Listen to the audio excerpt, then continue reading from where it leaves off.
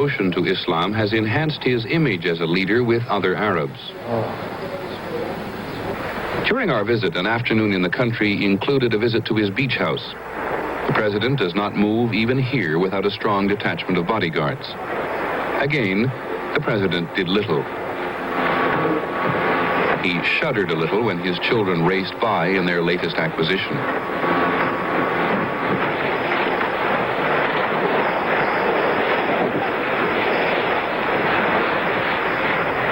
He prefers to just sit and read.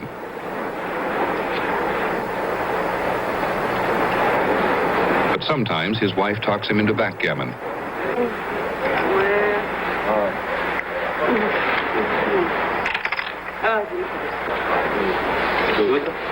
She was winning, and he was pleasantly relieved when the Minister of Defense and his wife came by for a visit.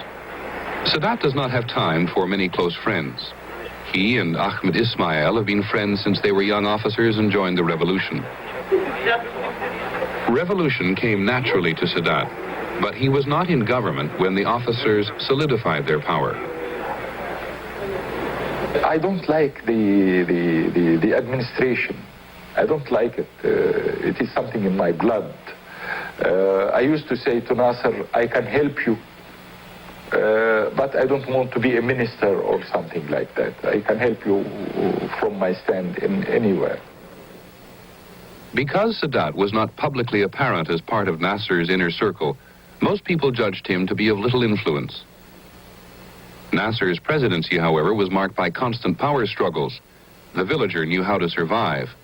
Sadat returned to his old job as a journalist. He wrote a book on the revolution. We know now that he never lost contact with Nasser. The others, when they disagree with him, they declare it and they make a show of it. But I disagreed with him, but we used to discuss this either at his home or at my home, and we used to have very hot discussions. Nasser electrified and sometimes frightened the world. Sadat's style is different and many believe more effective. President Nasser was, of course, in many ways the movie star of the Arab world, and his image still dominates a great deal of thought about the proper way of moving toward the future. President Sadat is a quieter man. He's more of a father figure. He's more of the ideal Egyptian villager. Sadat served Nasser faithfully, often as a spokesman in foreign capitals. I remember once when he was on his way to the America, and people were worrying if he was going to make boo-boos all over the place. And an American friend of Nasser's said, well, I don't think Anwar Sadat is smart enough to make any serious mistakes. He's bound to just go over there and be a genial boob everywhere. Nasser turned to this American and said contemptuously, have you ever heard of Goha? Now, do you know who Goha is? Goha is the man in a sort of an Aesop's fable character in Arabic literature who acts like he's a fool or buffoon, and really, while he's making you think he's a buffoon, he's removed your gold teeth from you without you realizing it. That's what Nasser meant. For all his travels and apparent worldliness today, it is his village which draws him back. It is only here where Sadat sheds his tailored suits and French ties for his native Galabeya. He lives in the village's only large house. Even as president, he has done little to change the other side of the street.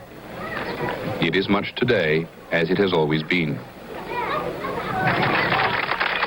This is no longer the place where Sadat can walk unnoticed, but at least this is family, and the press of the crowd bothers him less. Here, he is not so much president of Egypt as he is village elder, the boy who made good. Here, Sadat hears blunt complaints about village problems and well-intended admonitions about his health. He relishes the role of patriarch, here and for Egypt as a whole. The villagers and he communicate easily.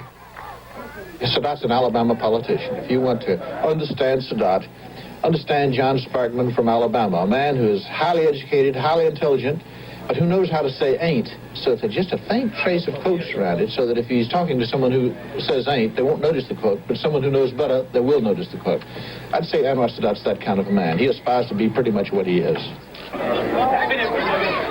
It would be an insult for Sadat to visit the village without seeing an even older man, the teacher who taught him religion as a youth. Sadat says he will retire here in 1976, but not many people believe him. Politics is in his blood. Those who oppose him believe he will not easily relinquish power.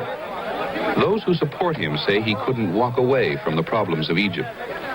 Whatever the case, Sadat is convincing about the burdens of the presidency.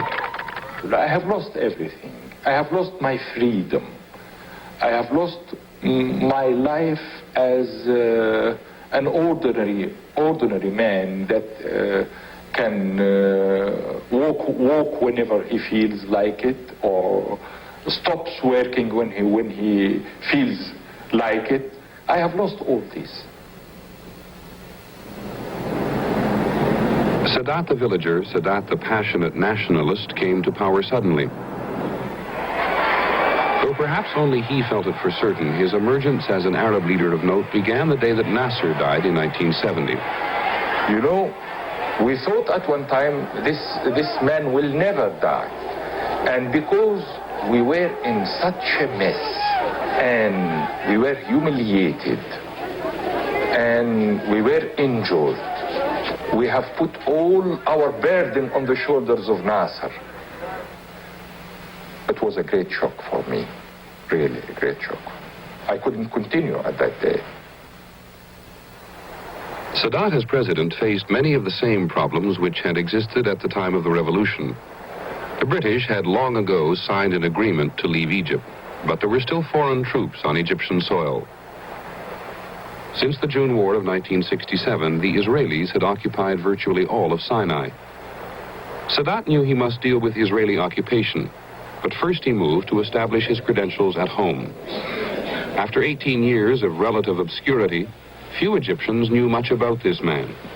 Those who thought they did believed he was easily manipulated. I think the most difficult time was when he took power, and he discovered that he was surrounded by unfaithful lieutenants who tried to use him and to make him a stamp president, not a genuine president. And I think these people didn't know Sadat. Sadat's first major crisis led to the purge of his opposition. An attempted coup led by the Vice President Ali Sabri failed almost as soon as it began. Sabri, seen here at his subsequent trial, was convicted and is still in prison. Also convicted were the Ministers of War, Interior, and Intelligence. I am very patient. I'm still a villager. I'm very patient. But I never lose my target at all. I may be patient, but at the end, I fulfill my mission. Sadat had appeared to encourage those who thought he could be used.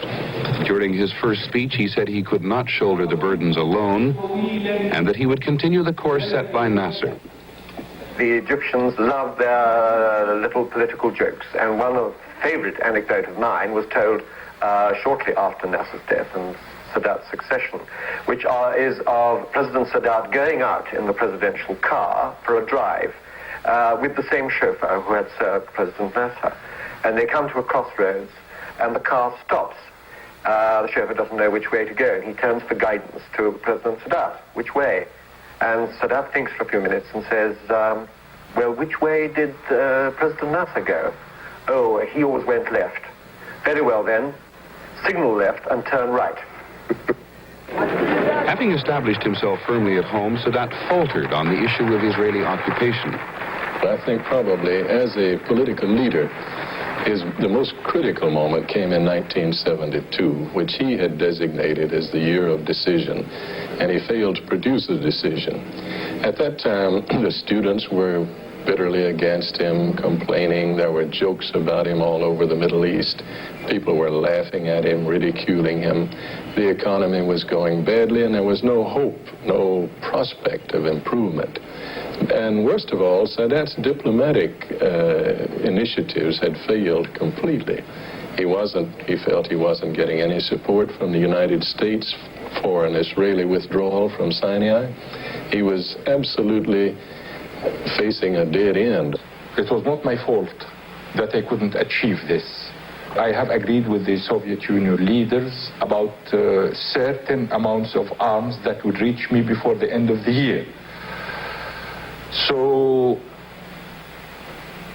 and they agreed, but they didn't fulfill.